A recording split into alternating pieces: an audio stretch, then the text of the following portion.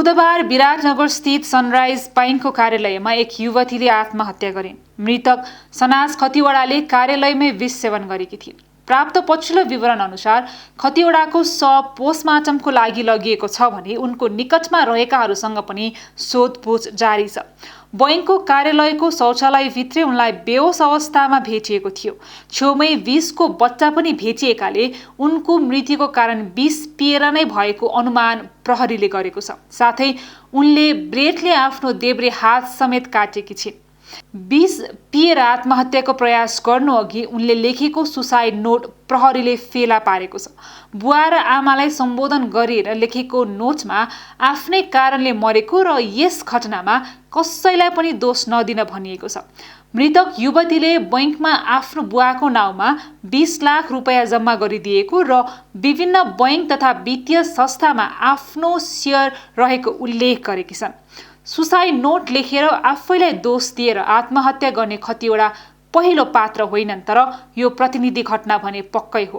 प्रहरी प्रधान कार्यालयका अनुसार प्रत्येक दिन औसत 12 जनाले आत्महत्या गर्ने गरेका थिए, तर कोरोना महामारी फैलिएसँगै देशमा भएको लकडाउनले त्यो तथ्याङ्क बढेर दिनमा 18 देखि 19 पुगेको छ।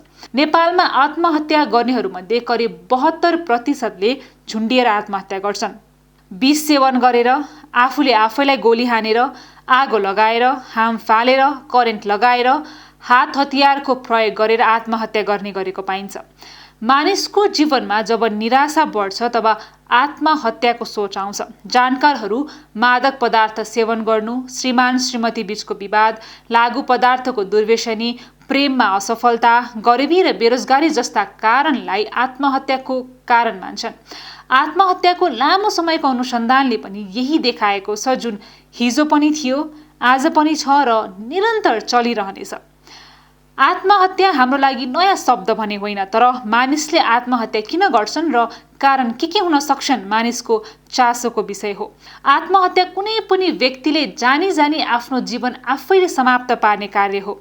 जसले आत्महत्याको प्रयास अथवा आत्महत्या नै गर्दछन् त्यसमध्ये 95% व्यक्तिलाई कुनै न कुनै किसिमको मानसिक रोग हुन्छ भन्ने कुराहरू अध्ययनहरूले पुष्टि गरिसकेका छन्। त्यसमध्ये धेरैजसो व्यक्तिहरूमा आत्महत्याको कारण उदासीनता वा डिप्रेसन हुने गर्दछ। बाँकी 5% व्यक्ति भने कहिलेकाहीँ 81 तनावपूर्ण अवस्थामा पनि आत्महत्याको प्रयास गर्दछन्। यो मानसिक रोगले नभएर अचानक हुने घटनाक्रमसँग अथवा तनावसँग लड्न नसकेर हुने गर्दछ। यसका विभिन्न कारणहरू हुन्छन्। सामान्यतया कुनै पनि मानसिक रोगका कारणहरूलाई 3 भागमा विभाजन गर्ने गरिन्छ। एउटा जैविक कारण, दोस्रो मनोवैज्ञानिक कारण र तेस्रो सामाजिक कारण। मानसिक रोग बिस्तारै सुरु हुने र बढ्दै जाने भएकाले व्यक्तिलाई सुरुमा आत्महीनको सोच आउँछ। आत्महीनको सोच आइसकेपछि उक्त व्यक्तिमा भावनात्मक परिवर्तनहरू आउन थाल्छन्। यो भावनात्मक अवस्थाबाट गुज्रिसकेपछि उसले अब योजना बनाउन थाल्छ।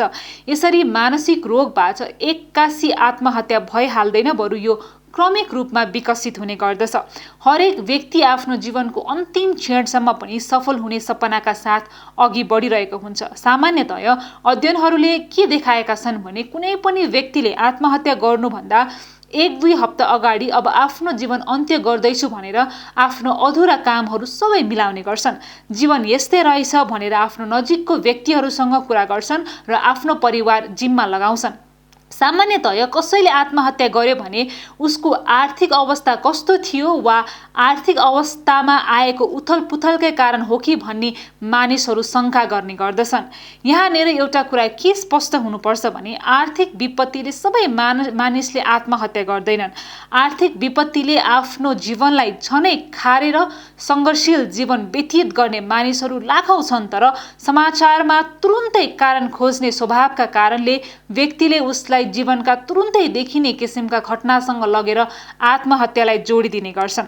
अनुमानका आधारमा गरिने यस किसिमका तर्कले मृतकप्रति त अन्याय हुन्छ नै, समग्र सामाजिक संरचना र सोचमा समेत नकारात्मक असर पर्छ। पारिवारिक विचलन हुँदै सबै मानिस मृत्यु नै रोज्दैनन्। भत्किएको घर र बिग्रिएको सम्बन्धले नै बुद्धिलाई बुद्धि बनाएका र विपत्तिमा रुमलिएकालाई सम्भ्रान्त बनाएका घटनाहरू समेत प्रशस्तै भेटिन्छन्। व्यक्तिको आत्महत्याको कारण उसको इज्जत, प्रतिष्ठा, उसले जीवनमा पाएको दुःख, कष्ट र भोगाइमा सीमित गरिदिँदा ती काम बिग्रदा आत्महत्या गर्नु नै समाधान हो भन्ने गलत मनोविज्ञानको सृजना हुन्छ भने आत्महत्याको खास कारक मानसिक स्वास्थ्यलाई ओल्झेलमा पार्ने सम्भावना रहन्छ। परिवारको सदस्य अथवा आफ्नो नजिकको मान्छेले आफ्नो जीवनको अन्त्य गर्दा सबैभन्दा पहिला मनमा प्रश्न आउँछ, किन? यसको उत्तर यदि हामीले खोज्ने प्रयास गर्यौं भने यो जटिल प्रश्न होइन। प्रत्येक घटनाले उत्तर छोडेर गएका हुन्छन्। कारण भित्र केही जटिल पक्कै हुन्छन् तर अस्पष्ट हुँदैनन्। कतिपय अवस्थामा यस्ता घटना पश्चात परिवारका सदस्य को दोषी भन्ने प्रश्न मनमा उब्जिन सक्छ। अतिरञ्जित र सम्भावित कुरा मनमा लिएर आफूलाई दोषी ठान्नेहरू पनि हुन्छन्, तर यो प्रवृत्ति एकदम गलत हो। आत्महत्यामा कोही पनि दोषी हुँदैन। प्रभाव पार्ने कारणहरू धेरै हुन सक्छन्, प्रोत्साहन गर्ने कारण पनि हुन सक्लान् र दोषी भने स्वयं आत्महत्या गर्ने व्यक्ति नै हुन्छन्। यो एकदम व्यक्तिगत रूपमा मनभित्र उब्जेको अन्तर्द्वन्द्वको परिणाम हो।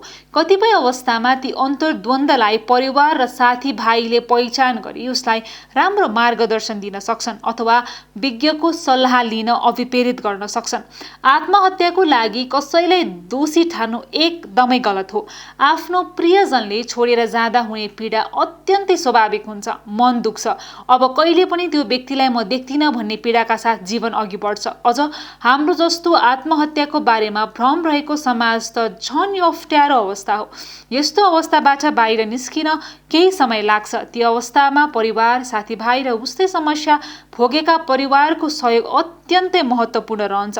कतिपय अवस्थामा जीवनको अन्त्य गर्ने व्यक्ति कठोर पीडाबाट पीडित भएको अवस्था हो भने परिवारको सदस्यले घटनालाई उसको मुक्तिको रूपमा पनि लिने गर्छन्। यसलाई पनि सामान्य प्रतिक्रियाको रूपमा लिन सकिन्छ। यदि परिवारका कुनै सदस्य पीडाबाट बढी नै पीडित भएको अवस्था छ भने त्यो अवस्थामा मनोविज्ञानको सहायता लिनु आवश्यक हुन आउँछ।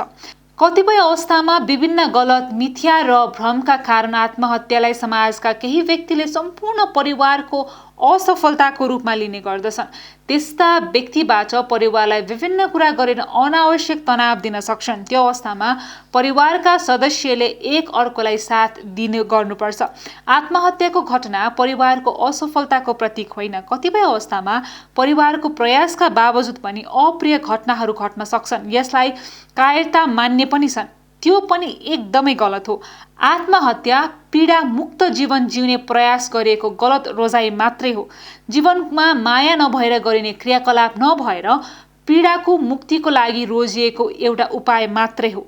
संसारभरि आफ्नो प्रियजनले आत्महत्याकै कारण जीवन गुमाएपछि उनीहरूको सम्झनामा खोलिएको अभियानहरूले राम्रा काम गरेका छन्। नेपालमा यो समस्याबाट पीडित परिवारहरूको सङ्ख्या बढिरहेको छ।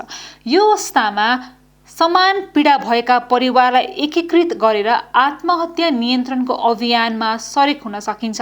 समान पीडा भएका व्यक्ति एक ठाउँमा जम्मा भएर आफूसँग भएका समस्याहरूलाई बाँड्न सकिन्छ।